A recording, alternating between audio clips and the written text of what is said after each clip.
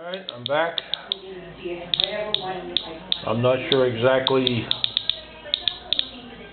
what time I started this 10-minute test.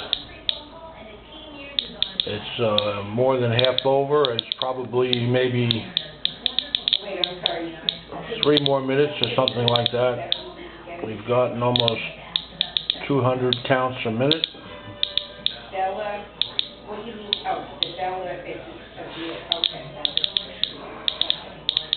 I'm going to leave this on and see if we can catch the end. I'm not sure exactly how much time is left.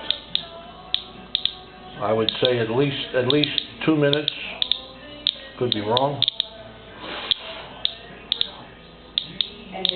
When this is done, I'm going to flip it over. This is what I usually do with my test. Test the other side. I use a napkin that's double folded. I use a pair of metal tongs to get the water off my car window. Usually it's the windshield and sometimes the top moonroof. And this is what we've got.